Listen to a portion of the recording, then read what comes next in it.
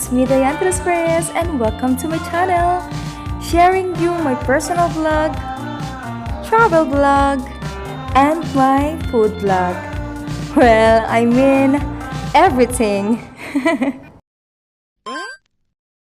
Hi there everyone! At dahil suspended ang klase ngayon dahil sa bagyong Nika, magluluto tayo ng beef pares Kanto style, yung kasing lasa ng nabibili natin sa mga nakakart na nagtitinda sa tabi ng kalsada. Dahil dalawa lang kami sa apartment ng kapatid ko, ay sakto lang din sa amin ang lulutuin natin. Gagamit tayo ng 1/4 ng ox tripe at 1/8 kilo ng beef chunks. So ito ang ating mga ingredients sa pagluluto ng beef pares Kanto style. Naglagay ako ng mantika sa mainit na kaserola para gisahin ang ating luya, bawang at saka sibuyas. Kayo ba pa nagluluto, ano inuuna niyong gisahin? Bawang o sibuyas? Sunod ko nang inilagay ang ox tripe at pakukuluan natin ito ng 1 oras o mahigit dahil napakatigas talaga nito pag hindi nalutong mabuti. At para sa hindi alam kung ano yung ox tripe, ito yung tuwalya ng baka at optional naman itong gamitin para sa ating pares.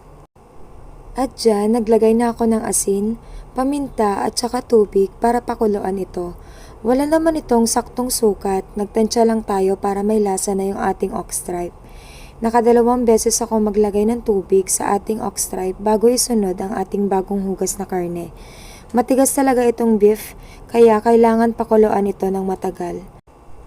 Naglagay ako ng star anise, ito yung magbibigay ng aroma sa ating pares. 1 beef cube at hiniwang onion leeks. Naglagay din ako ng toyo dyan, so tansya lang, at saka patis, saka ko nilagyan din siya ng tubig para pakuluan siya ulit. Dahil alam naman natin na ang beef ay matigas din, and syempre ganun din ang ox tripe.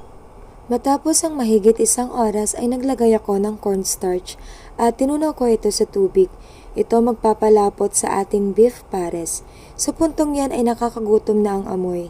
Naglagay din ako ng konting asukal at dahil kulang ang lapot nito ay nagdagdag ulit ako ng cornstarch para ma-achieve ko yung perfect na pares na gusto ko. Tinikman ko na rin yung lasa and depende naman sa timpla nyo. Ayoko kasi ng masyadong matamis o kaya maalat. At syempre, hindi ito matatawag na pares kung wala itong kapares na garlic rice.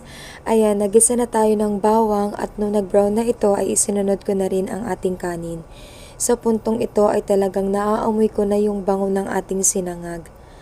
And ang nilagay ko dyan ay 1 buong bawang, nagdagdag na rin ako ng konting asin para magbigay ng lasa sa ating sinangag. And tadan! Nilagay ko na rin sa ating lalagyan ang kanin at dahil nagugutom na tayo, ay maglagay na tayo sa ating bowl. Para sa akin, perfect ito sa mga panahong malamig at masarap humigop ng mainit na sabaw. Napakadali lang nitong lutuin kahit matagal na oras ang bibilangin bago mo matikman. Pero worth it sa lasa para din akong kumain sa labas at nakamura pa tayo. Let's go! Kain na!